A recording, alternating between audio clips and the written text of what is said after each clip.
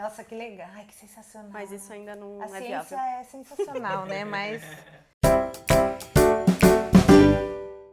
Oi, gente! Hoje eu tô com uma convidada especial, é a doutora Karina. Eu vou pedir para que ela mesma se apresente. A gente vai falar hoje sobre fertilidade e câncer. É um assunto bastante interessante, que eu particularmente não entendo nada, tá?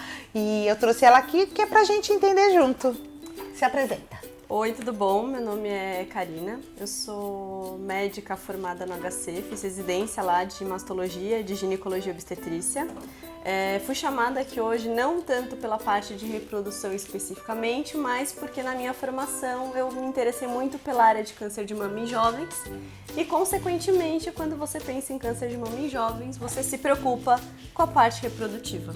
Todo paciente diagnosticado com câncer de mama pode preservar a fertilidade? Então, uma coisa importante das pessoas saberem é que a importância do câncer de mama para a mulher, primeiro, né, de tudo, é grande, principalmente porque o câncer de mama é o que mais acomete mulheres no Brasil e no mundo, né? E a taxa de mulheres abaixo dos 40 anos com câncer de mama é de 8%. Então, 8% dos casos são abaixo de 40 anos. Então, são mulheres que estão realmente preocupadas em conseguir engravidar futuramente se ainda não tiveram seus filhos. Então, assim, toda mulher que descobre um câncer e tem desejo de eventualmente ter filhos depois, ela tem que pensar nisso desde o momento do diagnóstico. Principalmente porque dependendo do tipo de câncer de mama que ela tem. Sim, existem vários tipos de câncer de mama. Isso é legal falar.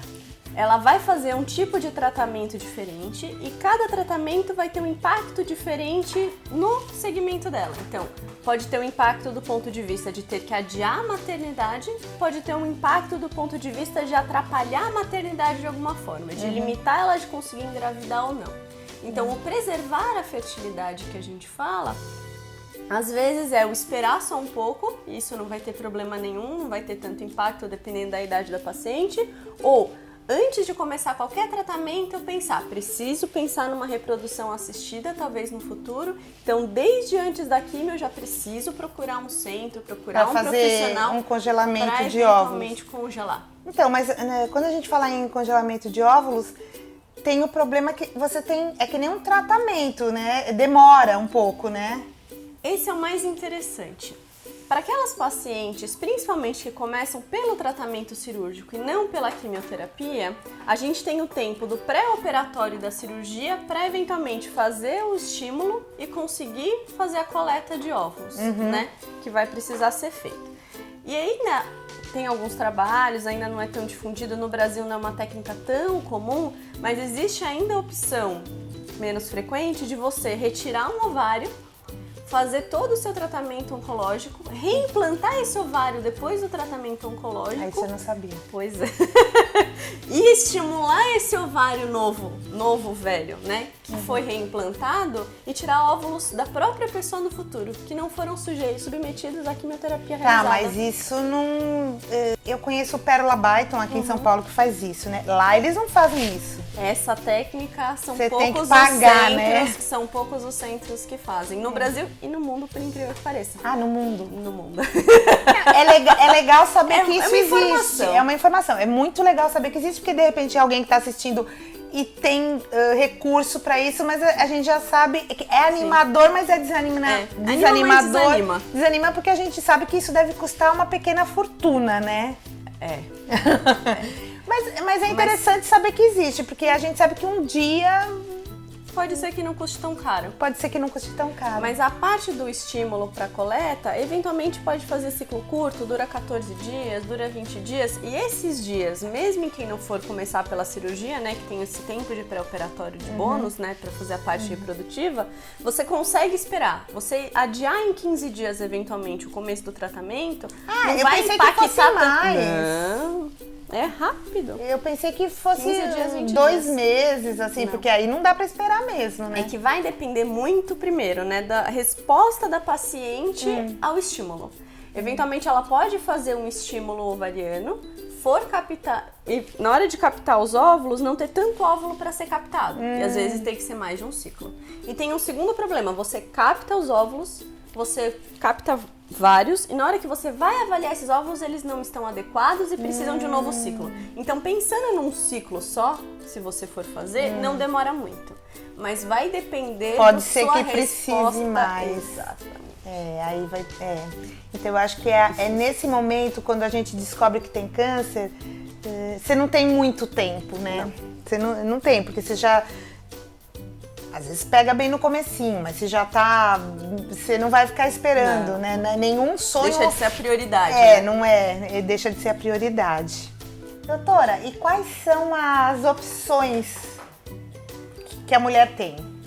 Quando você for pensar na parte de reprodução, né, que você tem que se programar antes de começar o tratamento, então, que é você fazer o estímulo, conseguir os óvulos, né, para poder começar, você tem a opção de congelar o óvulo que está sendo coletado, para ele ser depois fertilizado e depois ser implantado o embrião, ou a opção de você já congelar o embrião. Então, você precisa já ter um parceiro, engravidar, pegar o espermatozoide desse parceiro, juntar as duas coisas no laboratório. Fazer in vitro. In vitro. Você junta as duas coisas no laboratório e congela o embrião pronto. Não vai ser no método tradicional, porque não tem como tirar. Não vai ser no método tradicional. Então não dá pra você depois congelar e falar, posso pegar aquele óvulo, colocar de volta dentro de mim pra ter... Não vai funcionar. Entendi. Então é tudo no laboratório. E aí vira uma inseminação mesmo. Uma FIV mesmo, que a gente fala, né? Que é a fertilização in vitro. Então assim, eu descobri o câncer hoje. Agora, a primeira coisa que vem na minha cabeça, ai meu Deus, mas eu quero ter filho. Como que eu planejo esse filho? Eu acabei de descobrir que eu tenho câncer. Uma coisa interessante no câncer de mama é que existem diversos tipos. Vários. E os tipos, eles vão influenciar o tipo de tratamento e o tipo de segmento que você vai ter. O primeiro tipo que a gente tem que pensar é que existe o câncer in situ. Que eu não sei se as pessoas têm, às vezes, essa diferenciação, elas conseguem ter a percepção da diferença, mas o carcinoma in situ, ele é um câncer, mas ele é um câncer que a gente fala é um filhotinho, ele é inicial. E ele vai ter um tratamento proporcional. Ele tá ali localizadinho, exatamente. né? Então, é um tumor que tem um tratamento que talvez seria um pouco mais simples do que um tratamento de um câncer invasivo, né? Que é aquele que pode dar metástase. O in situ, a princípio, não consegue fazer metástase. Então, se você tem um carcinoma in situ, por exemplo, e ele não tem receptor hormonal positivo, que é outra coisa que é específica do câncer de mama, né?